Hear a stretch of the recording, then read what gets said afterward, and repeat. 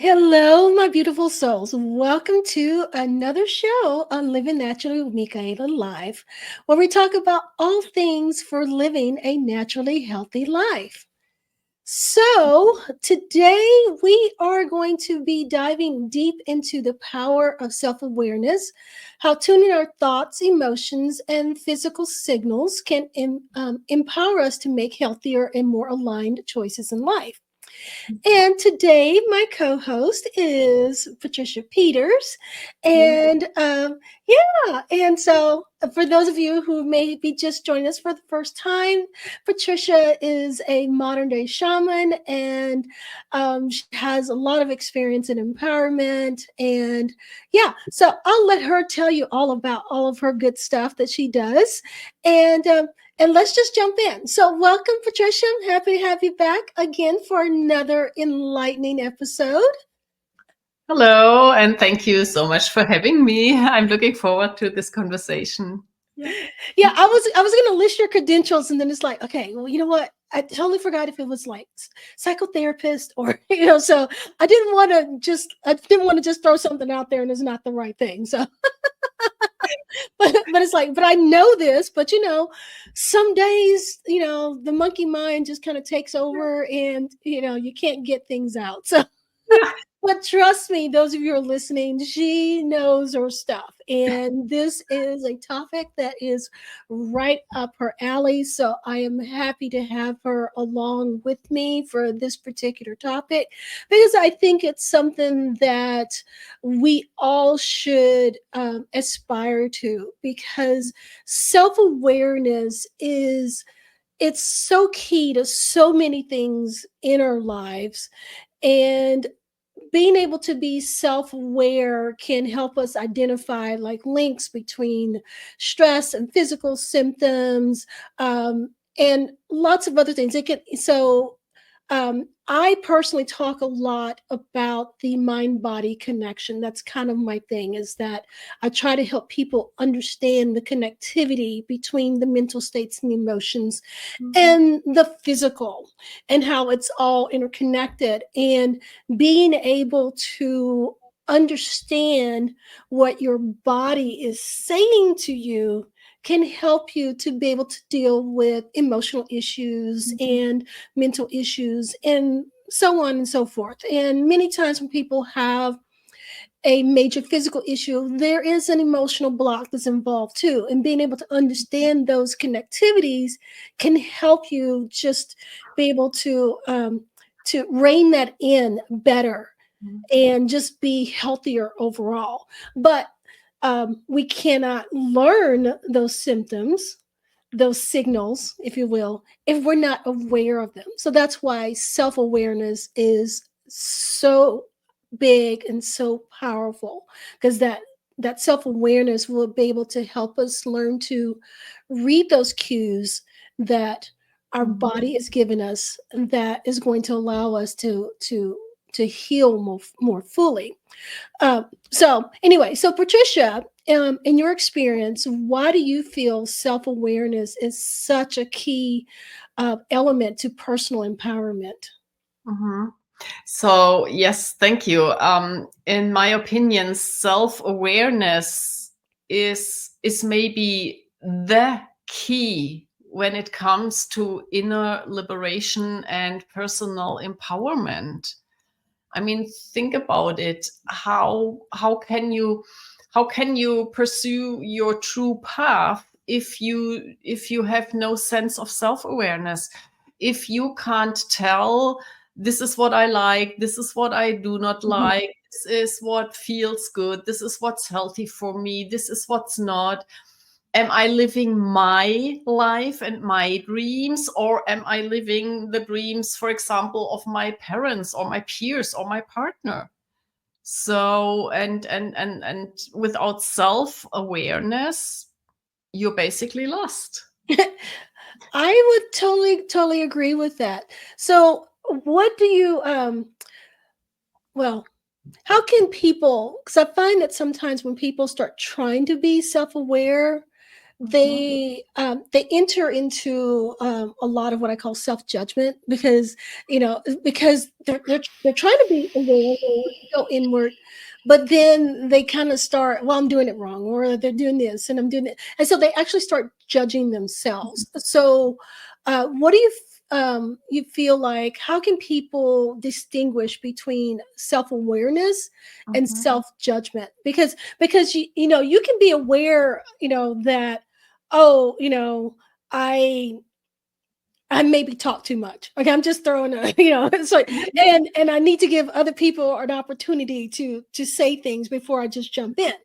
But Mhm. then the self-judgment of that would be, The oh, I criticism. talk too much, and I really shouldn't talk. So I think there's a kind of a fine line there. I mean, that's just kind of an example I just thought up that I just threw out there. Yeah. So how can Yeah. people distinguish the difference between self-awareness and self-judgment?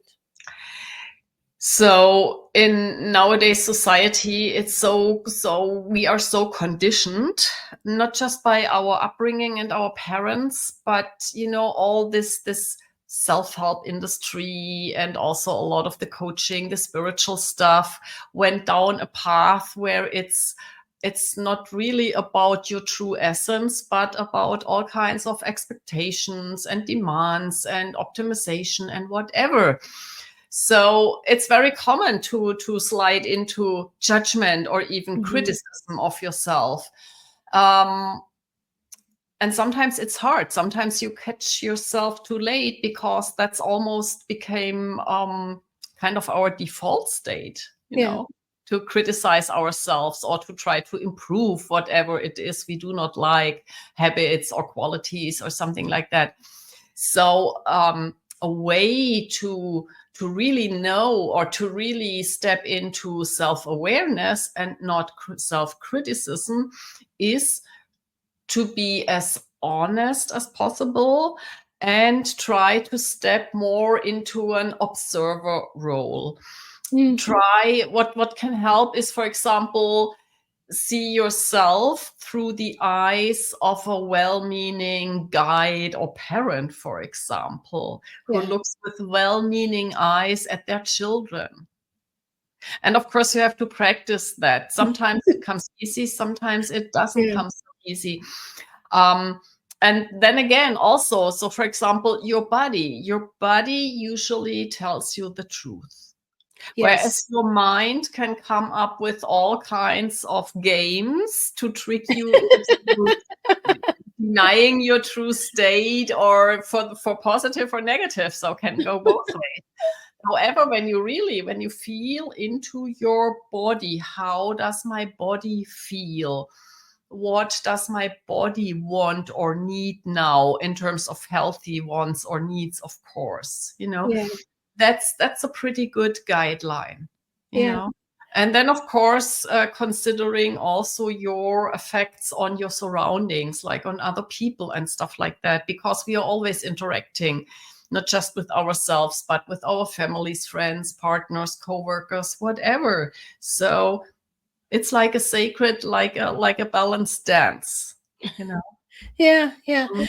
Yeah. Yeah, you were talking, and one thing that jumped out at me, because I wrote it down. That's why you saw my pen moving. Okay. You said the body tells you the truth. I love that statement. The body tells you the truth, Mhm. because yes, uh, our minds are highly creative, and they will make up stories. That's one Yes. of the reasons why I'm always also Yes. trying to help people understand they can rewrite their stories. Yes. So our minds can tell us stories, but our bodies will tell us the truth, and Yes. that's also a reason why self-awareness is so important, to be Mhm. able to read what the body is trying to tell you. Mhm. So I love that. I wrote that down, and it's like I Yeah. wanted to come back around to that. As a matter of fact, I feel I think one of the simplest self-check-in practices that a person can do is to just pause for a moment and take a deep breath, and then just ask yourself, how am I feeling right now? Mhm. And Yes. then just kind of go through your body and kind of Mhm. see where Mhm. something's not feeling quite right, which we're going to talk a little bit about in a little bit. We'll go deeper into that. It's Mhm. like tension in the shoulders. If you have tension in your shoulders, what's going on there? Why is that? Yeah. Are you carrying the weight of the world around on your shoulders? Is that Yeah. why your shoulders are hurting? Yeah. And those are the kind of things that self-awareness is going to help you understand about yourself. So when you can start reading those cues and you can understand yourself and you understand your environment, you mentioned environment, you can start making those changes that you need in Mm-hmm. order to, change your physical body if there's some sort of ailment there, or change your environment if there's something there that needs to be changed. And um, and in being able to do that, that's part of what empowers you. Being able Yes. to make those changes is very, very empowering. Yes. And then check in with yourself, check in with your thoughts, your feelings, your emotions, which is different. Feelings and emotions are a different thing, different beasts. Your habits and Hmm. your overall state of being, and check in on a regular basis and see, okay, what is my overall state of being? Is Right. this the life that I want to live for the next 5, 10, 20, 30 years? And then if, for example, sweat breaks out, okay, that might be a clue to make some changes. Yeah. Exactly, exactly. Yeah. All right, so let's talk a little bit Mm. about emotional intelligence. I know everyone has heard that word now, and it means different things to different people. And so I want to just kind of dive into that a little bit from um, the part of how emotional intelligence plays a huge role in our well-being. So I want to start though with the whole idea of how suppressed emotions often manifest as physical symptoms in the body. Okay, so that's what I was talking about when I started talking about the tension in the shoulders. For instance, unresolved grief can lead to fatigue.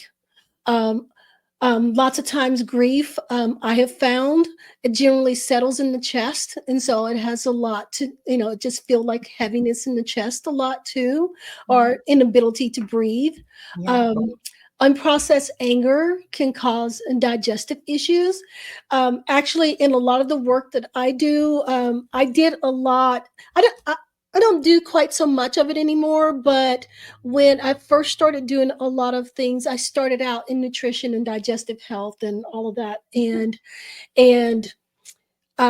particularly like inflammation and how inflammatory bowel and all that kind of stuff. And I found that in my work with chronic inflammation, that there was always some level of anger of some sort that the person needed to deal with on an emotional level.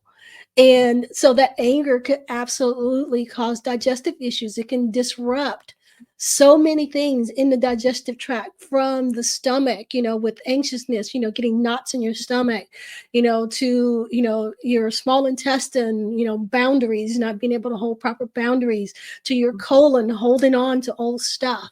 Mhm. So those emotions, and especially when you bury it, there's a good book that I often recommend to my clients, and it's about the buried emotions. Mhm.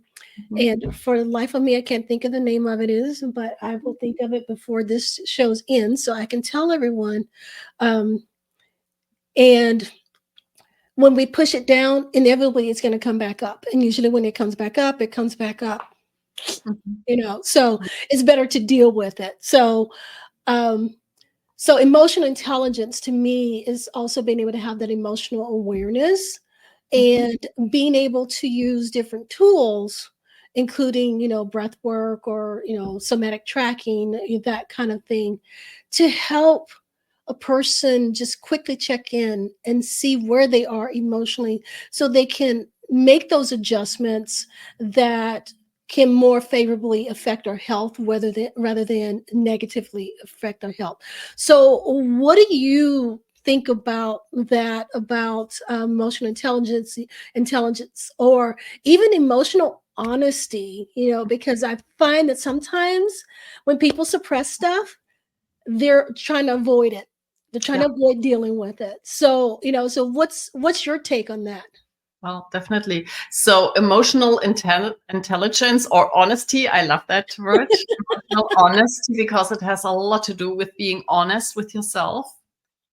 It's a form of self-awareness, of course. And so when you are emotional intelligent or honest, you are aware of what's going on inside of you. As in, am I triggered now? Mm-hmm. Am I in a state where I react, where some kind of chain reaction is set off? And I'm just at the mercy of my pain body, for example, of my unconscious conditionings. Am I in the process of being sucked down into the black hole of downward spiraling, just reacting, whatever? Or am I conscious feeling what I feel, which can be positive or negative? It always goes both Yeah. ways. So emotional intelligence also, for me, it doesn't mean to be all stoic or anhedonic or not feeling anything anymore.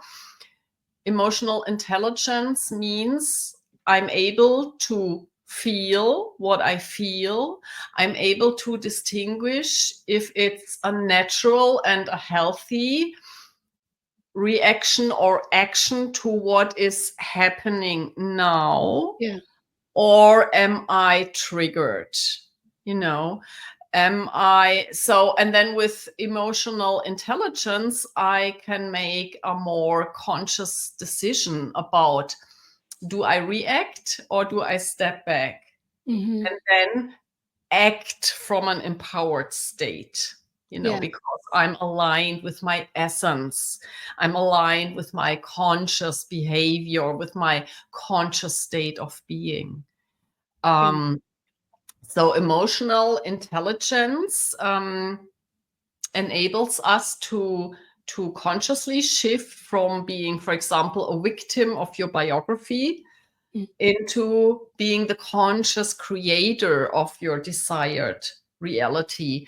And emotional intelligence means to be able to just feel what's going on, not suppressing, not denying, not avoiding Yeah. emotions. So, and that's very important. So because all of the suppressed stuff and avoiding to feel, grief is an excellent Right. example, especially in our society.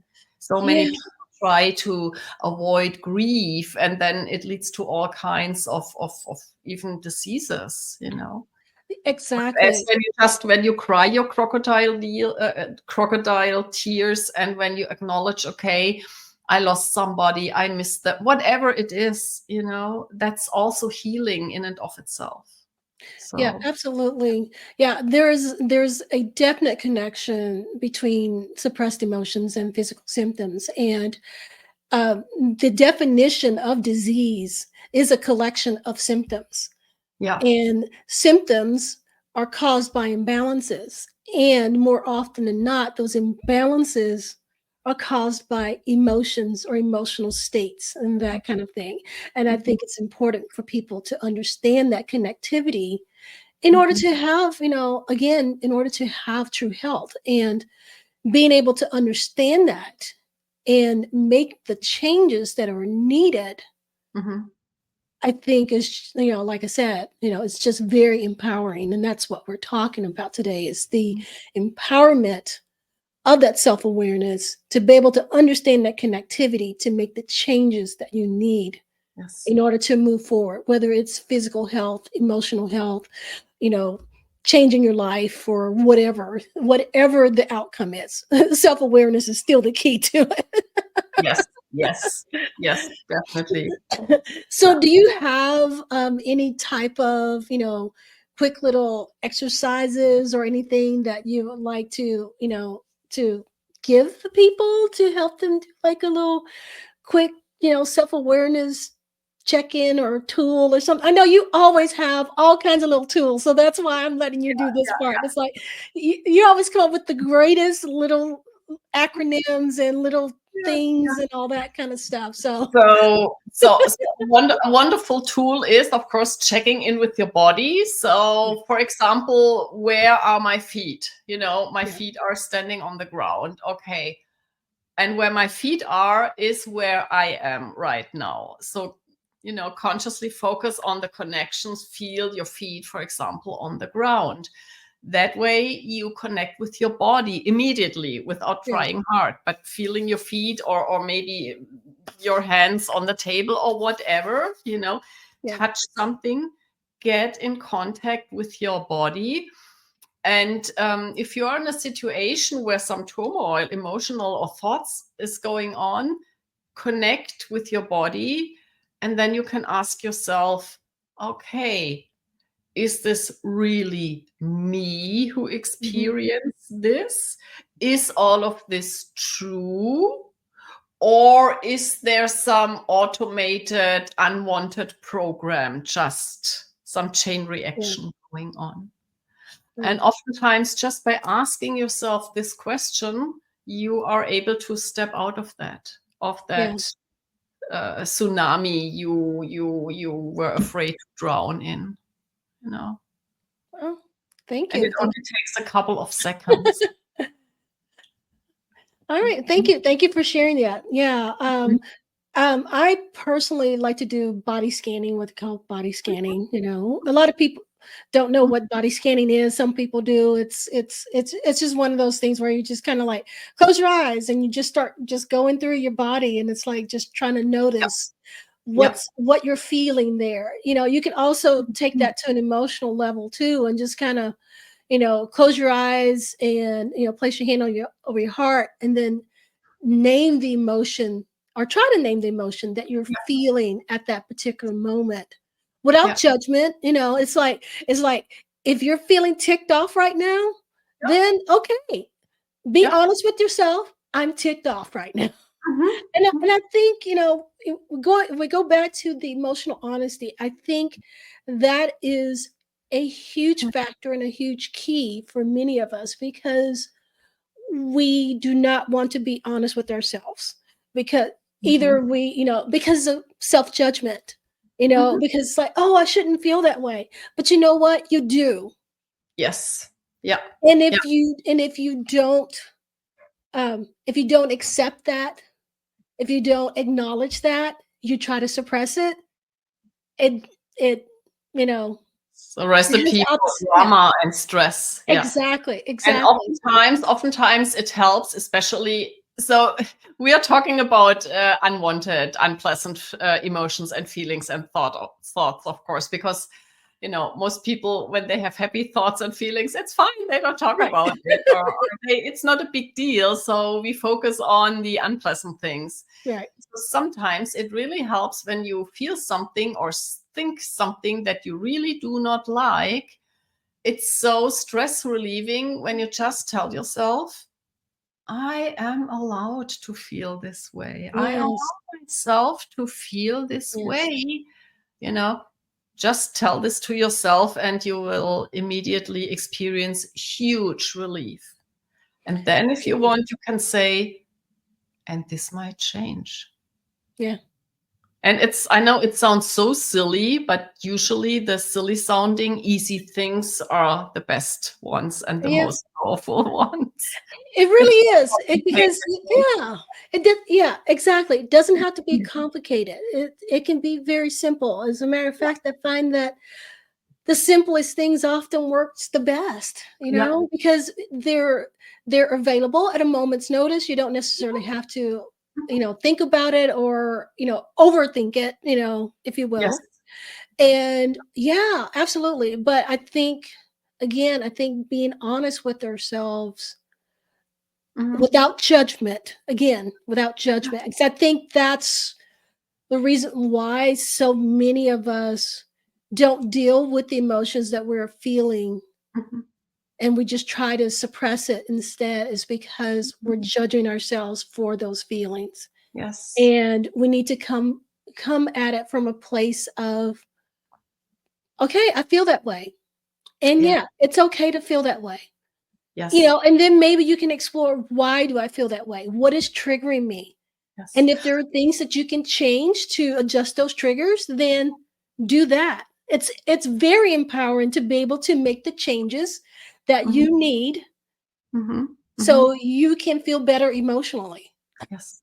And oftentimes the reason is that there are too big expectations. So from feeling not good at all, and then people expect, oh, it's only good when everything is totally Mm, fine and I'm happy and I'm smiling the entire. No, you know. So sometimes it's just, as you said, I'm feeling this way and it's okay, in a sense of it is what it is, yeah, not good, not bad. So don't expect too much. Don't expect to change on the spot, because sometimes that's also a recipe for failure. And then you say, yeah, see, it doesn't work, whatever. right, So the power, the magic is in the small steps, yeah, and it's okay. It's this feeling. It's this feeling. Period.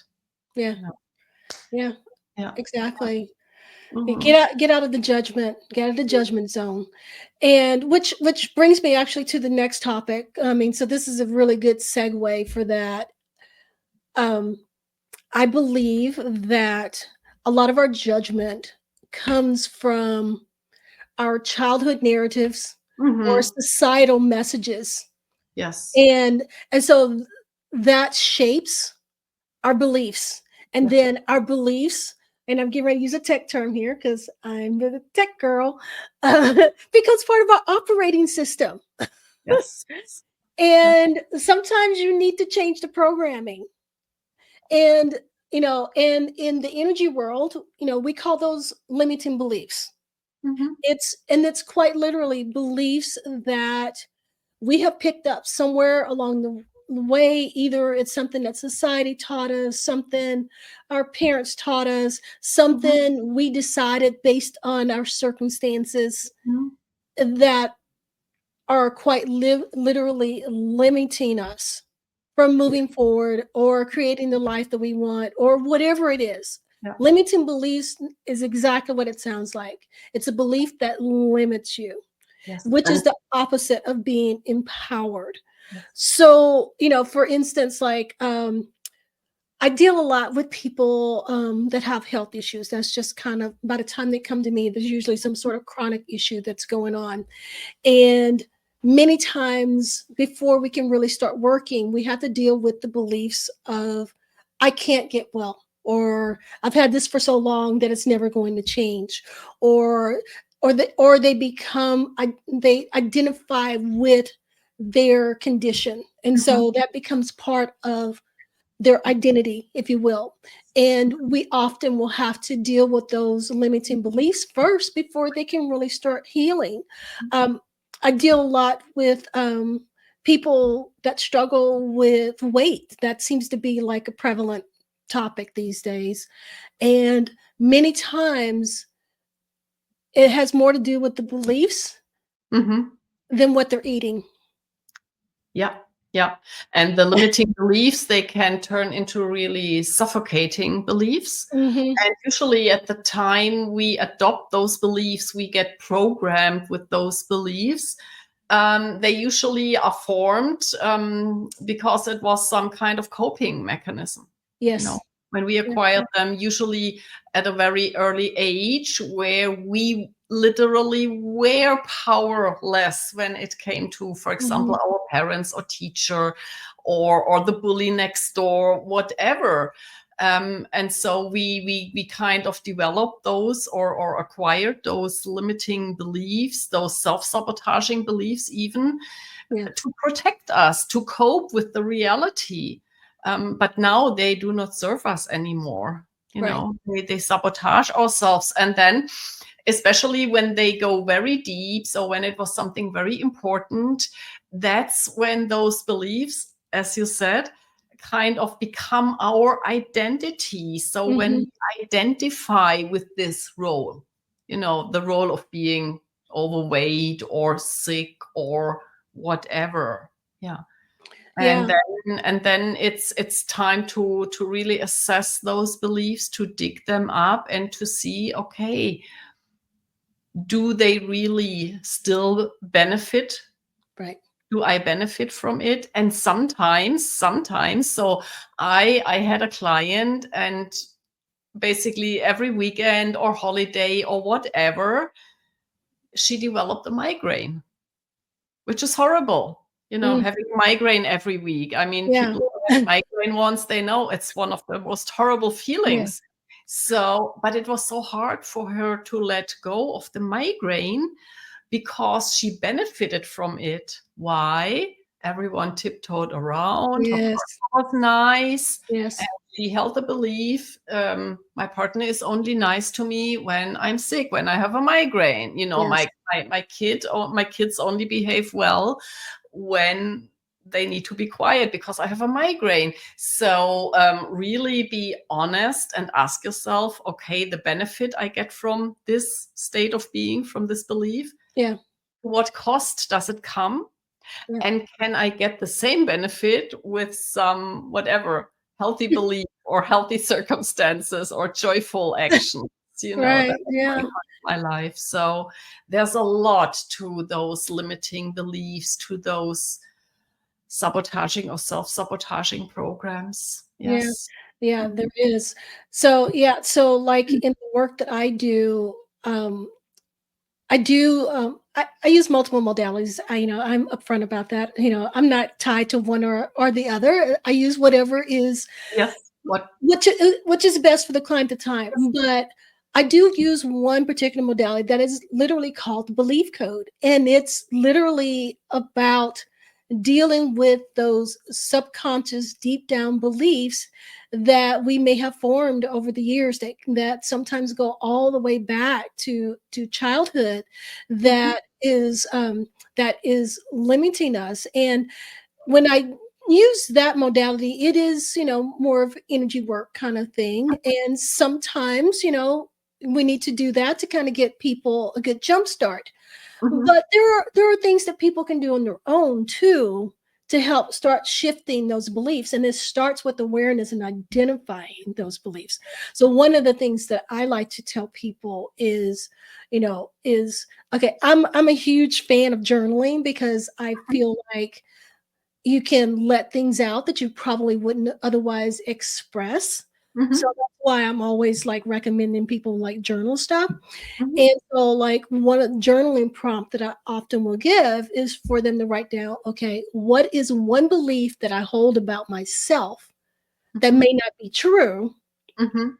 And how is this belief limiting me? And that Yes. really starts to get them to think, Yes. because then they have to start searching. Okay, so what is some sort of belief that and then is that really true?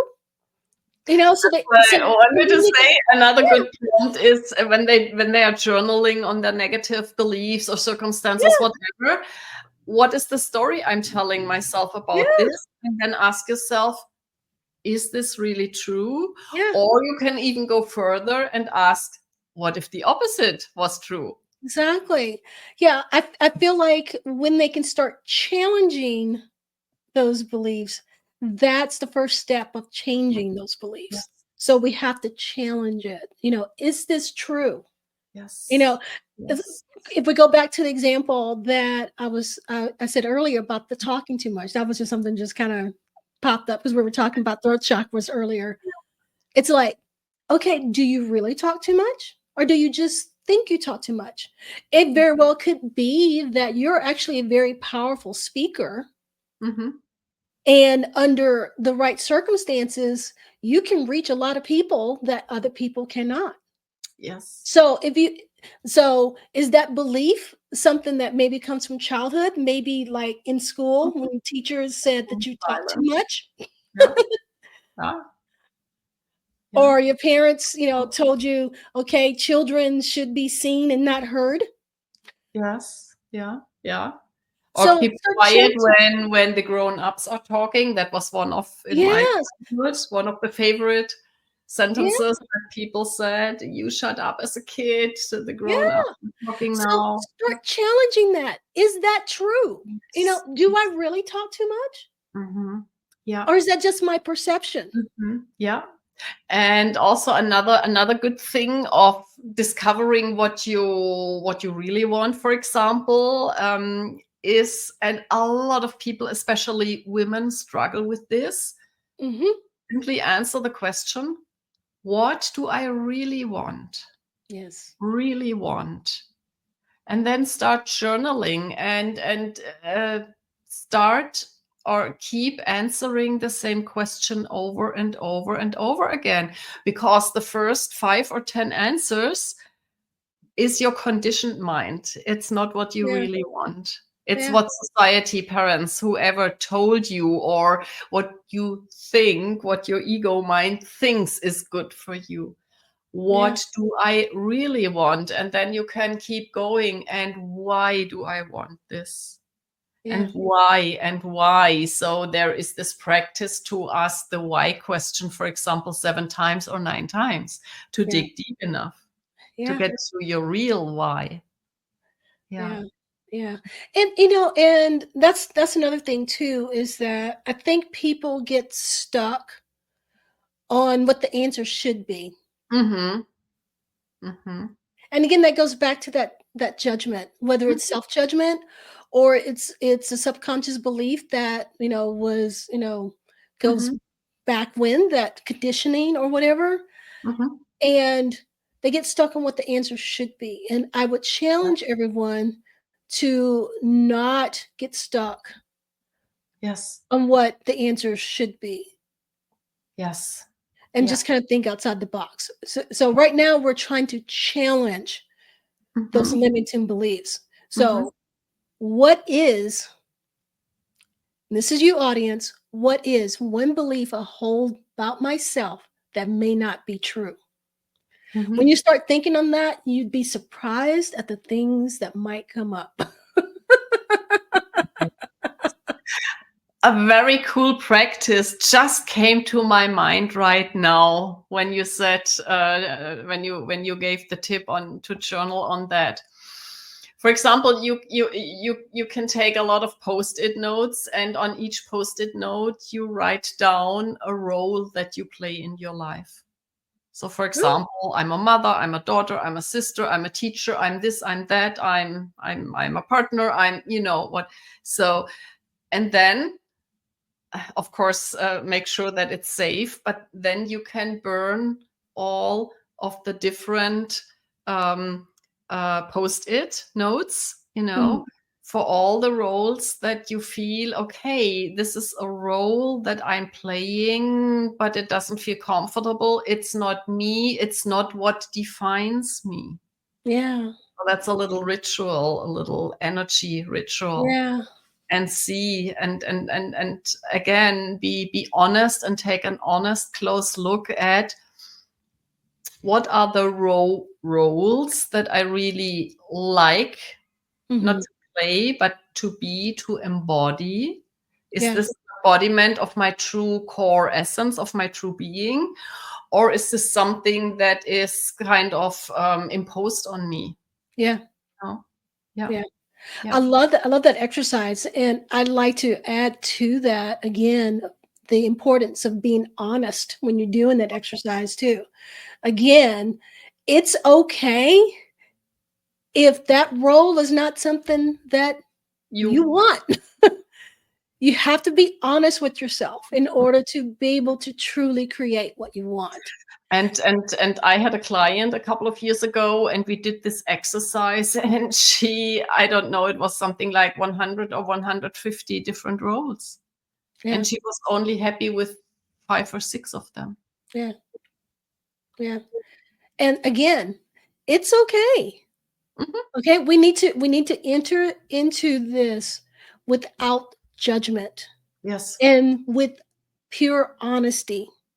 Mhm. It is okay if that role no longer serves you and you don't want to do that anymore. Just Yeah. be honest with yourself, because you know what? When you're not honest with yourself and you allow yourself to stay in that role and it's not something that is empowering you, Mhm. it will create resentment Mhm. and it will create anger, Mhm.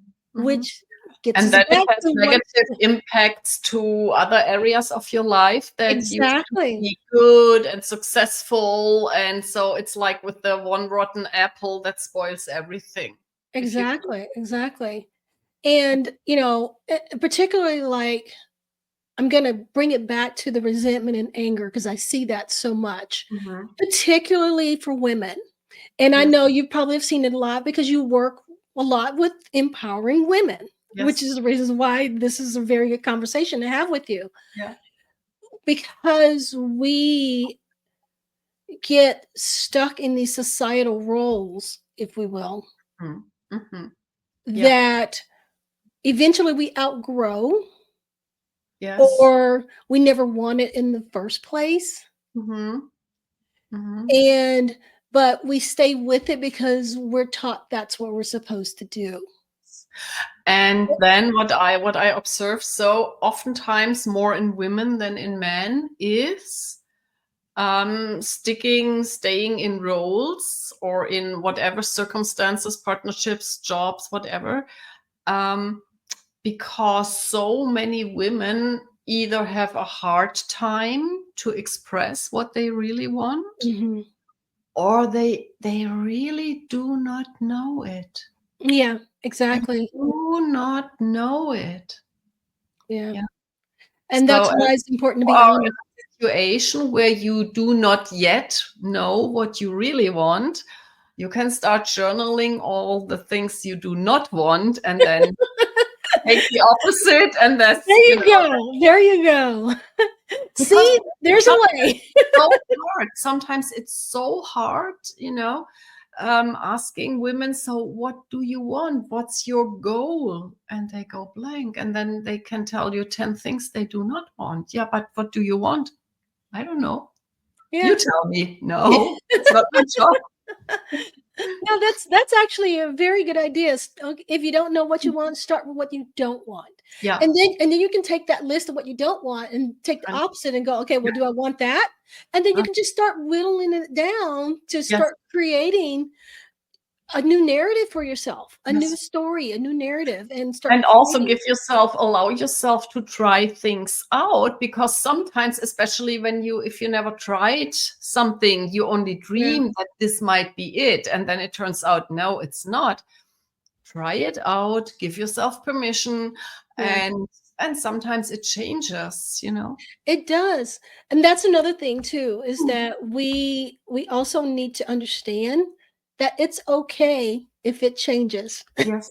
Yeah. If what you wanted before is not what you want now.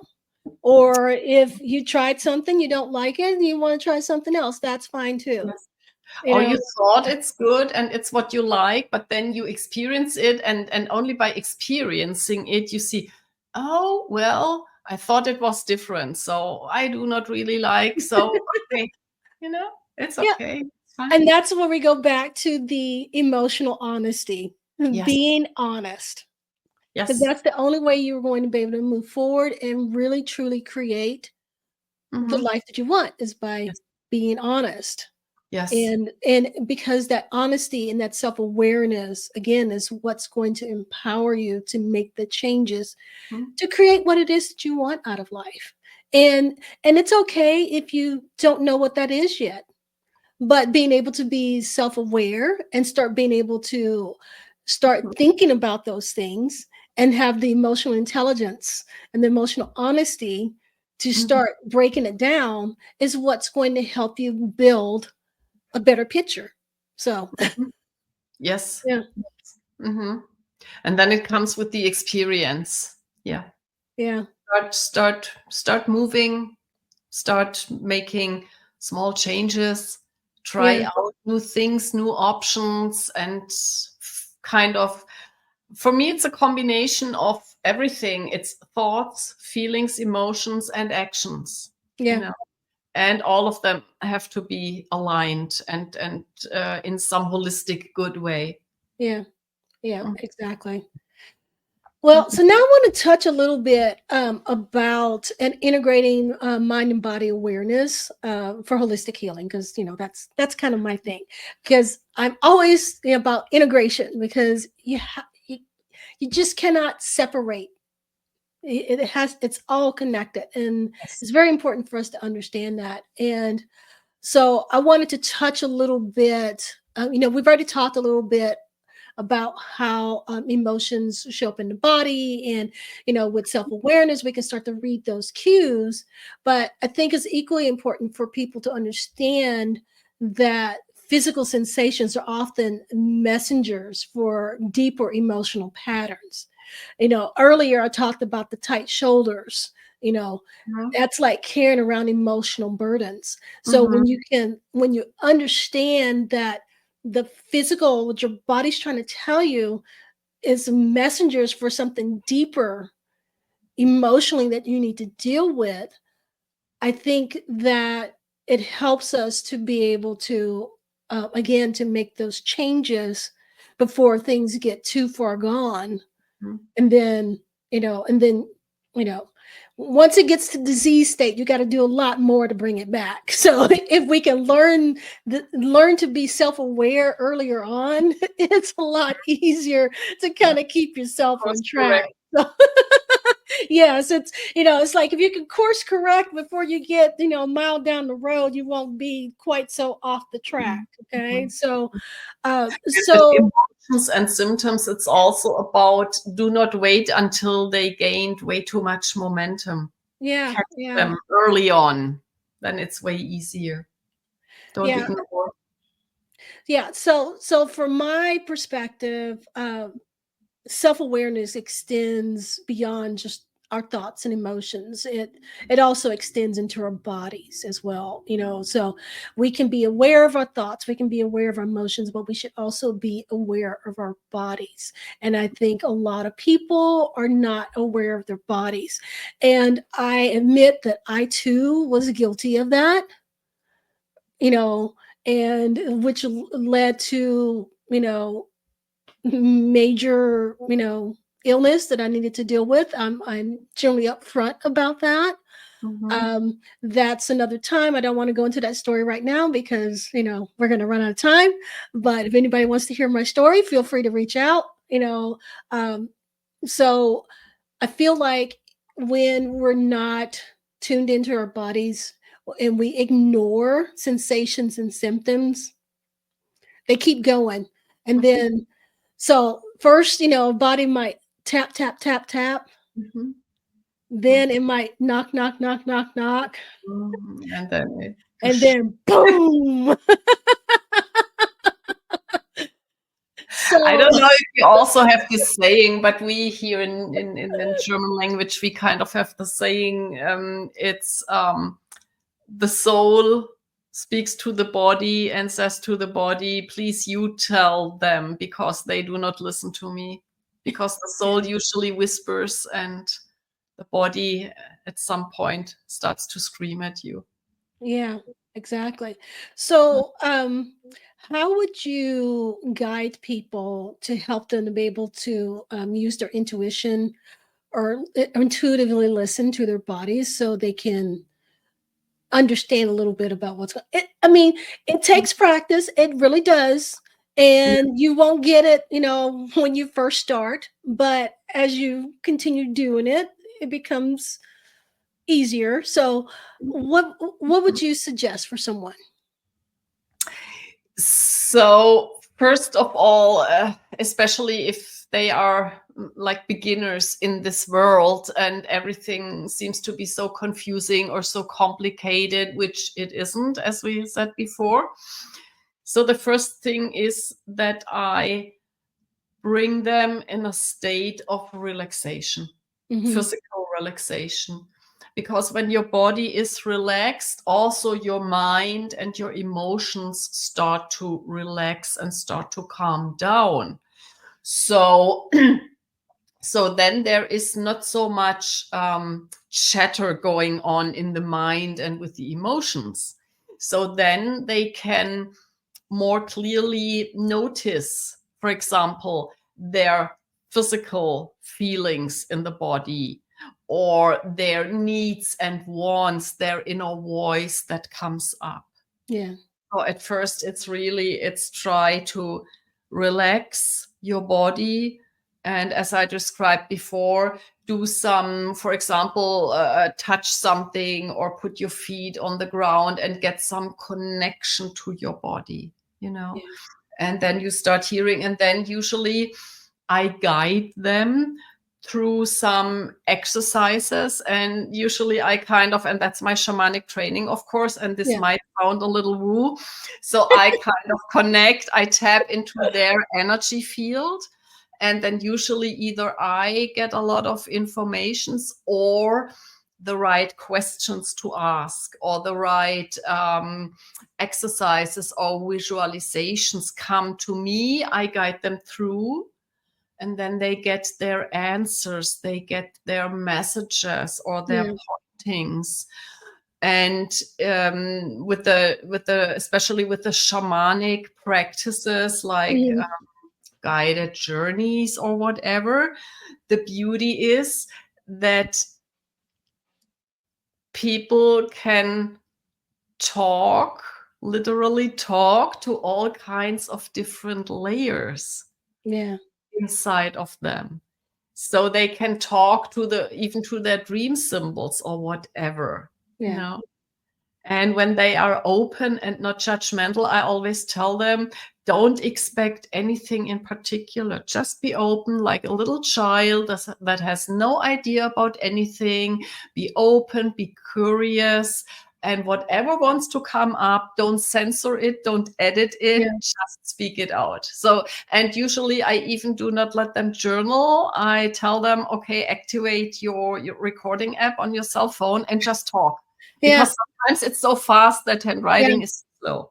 Yeah. You Yeah. I've heard of people doing that before, and it's and actually I had someone do one on me that guided me through to my self-conscious, and you know, and it's very much of, okay, don't overthink it, don't think about it, just say what is Mhm. coming out. Yeah. And she would record for me Mhm. so I could go back and hear what I said to myself, you know, Yeah. and you know, and it's the craziest thing, you know. I remember the time that I did it. It was me telling myself not to beat myself up, and that I'm actually doing better than I think I'm doing. So and I think sometimes our ego and our analytical brains and all of that stuff gets in the way of us Yeah. truly hearing ourselves, hearing our small Yeah. voices. Yeah. Yeah. And a lot of people, you know, it's like you start talking about stuff like that and they immediately go, "Oh, it's too woo." And actually it's not really woo. We should probably do a show some at Yeah. some time about, You know compare what and contrast woo and science. It's what like it's not woo, it's yeah, it's that's you. what I wanted to say. Yeah. So what's considered woo, oftentimes nowadays it's proved and backed by science with Exactly, translations and exactly. everything. And so also with the ancient tradition, with the shamanic, especially the shamanic tools, we have beautiful tools, um, using symbolic language, using real archetypal primal symbols. Yeah, And by using those symbols, it's like we fool the logical mind, so there are yeah, no filters, yeah, and your true self starts talking, yeah, you yeah. know. and Yeah, and there it's are beautiful techniques so that your mind can't come up with some things, or your conditioned ego, or all of your programming. No, we can come to a place where your true essence is talking to you. yeah, yeah. It's about removing the barriers Yes. that we've put in the filters and the filters, the barriers, the limiting yeah, beliefs. yes. And with the shamanic tools, you can sidestep them. They Yeah, don't matter because you can go right to the core. right. Yeah, and it's not for everyone. Obviously, we don't want No, people to do stuff they're not comfortable with, no, and that's why no. it's important to find those Yes, tools that you can use, yes, that you are comfortable with, yeah, because as I tell my clients all the time, something's better than nothing. yeah, So it's like, so a step is a step, even if it's a baby step. yes. And that's the reason why I often like, because a lot of the clients that I get are generally going to be people. I just seem to attract the ones that tend to be more analytical.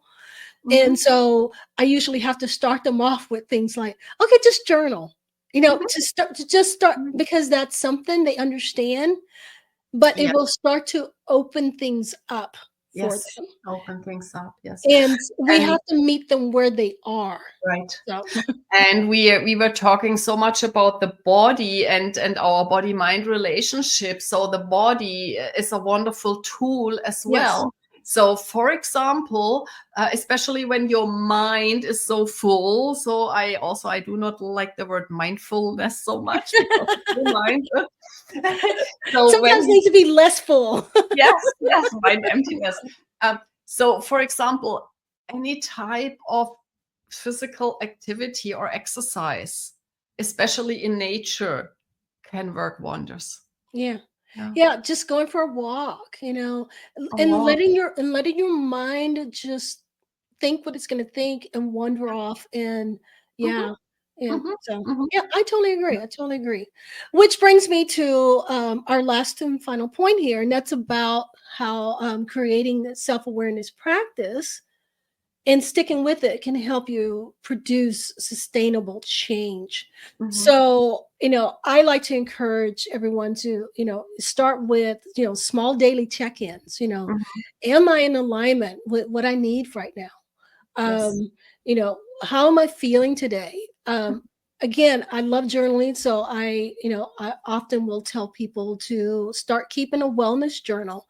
And don't Mhm. worry about what it looks like or what you're writing in it, or if you're writing the right stuff or anything like that. I actually have a worksheet if anybody wants it. It's called Self-Awareness Worksheet, Unlock Your Inner Power. So if Mhm. anybody wants it, they can reach out to me. It has like some prompts for daily self check-in. It also has some instructions for identifying and releasing limiting beliefs, Mhm. um, a body awareness exercise, and some tips on creating their own self-awareness practice. So it's something to kind of get you started if if you need a little help. But again, it doesn't have to be anything really big. You don't have to overthink all of this stuff. So I'm going to let Patricia wrap this particular piece up, because she is like the queen of all of all of the little check-ins and things. I mean, I Oh, love the thank little things you. that she comes up with. So, how from your perspective, how can we turn self-awareness into a daily habit rather just an occasional practice? I Mhm. find that sometimes people will start and then they don't continue, and that's where, they kind of fall off. So we need to be able to do stuff that becomes a daily habit, Yes. if you will. Yeah. So Yeah, so it's important. It's like physical, it's like muscle training. You train your muscle, it's strong, you stop doing it, it weakens. And it's the same with this. So, and there are tons and tons and tons of micro rituals or practices that you can apply. Most important is A, do it every single day. Best to do it a couple of times a day. And B is pick something that you like and that is easy for you. yeah, That's important. It must be easy. It must be doable basically everywhere, yeah, without the need for any devices or whatever, because otherwise chances are you will not follow through. yeah, So, and then pick best is pick something with your body, you yeah, know. yeah. touching your desktop, putting your feet on the ground. Right. And when it comes to self-empowering awareness, a very easy practice is a simple breathing technique. Just breathe, let your breath come naturally, flow it naturally. Focus on your navel. Because in most shamanic traditions, the navel is our center of power. Sure. I mean, our first nurturing went through the navel. So that's the center of life, the center of power. So when you focus on your navel, you do not need to close your eyes or nothing. You can put your hands on your navel and just breathe. And you will feel that your natural confidence or self-empowerment slowly starts to build up. So the magic is in the teeny tiny action steps, aligned, inspired action every single day. And before you know it, everything will improve. Yeah. Well, there you have it. Keep it simple. Yes. And do it every day. Yep. If you have to, grab a habit tracker. I find that sometimes habit trackers help too. Even if you're writing down stuff like, okay, I'm going to sit quietly for 5 minutes every day, and then you check it off on your list. It's a good way to kind of get you started. So just start something and keep at it, and you will see the results eventually. So it's not going to change in 24 hours. It takes a little bit of time. But think about it. How long did it take you to get to this point where you have to make that change? Yeah. So, and don't you deserve to be able to have the life that you want? Yeah. So, what are you going to do that? Yes. All right. So, those of you in the audience, this is what I want you to take away. What is one thing that you've learned about yourself today? What's one thing that you can change? So, all right. So we've talked about understanding self-awareness as a foundation for empowerment. We've talked about the role of emotional intelligence. We've talked about identifying and releasing limiting beliefs. We've talked about integrating mind and body awareness. And we've talked about creating a self-awareness practice for yourself. So there's a lot of good stuff here. I encourage you all to, if something resonated with you, write it down and put it into action.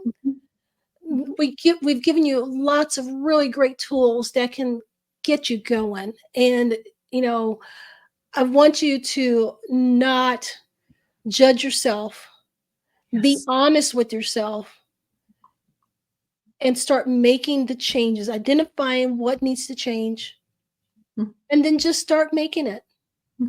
You deserve it. You deserve it. Yes. Make it fun. Make it a game. Yeah, there you go. So that is it for today's show. If this conversation resonated with you, make sure to like, subscribe, and share this with someone else who could benefit from it. And don't forget, as I always say, wellness isn't a destination. It's your daily journey. Until next time, we'll see you later. Bye.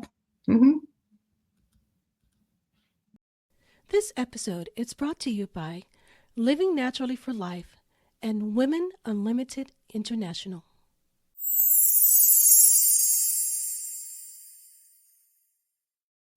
Comment, like, subscribe.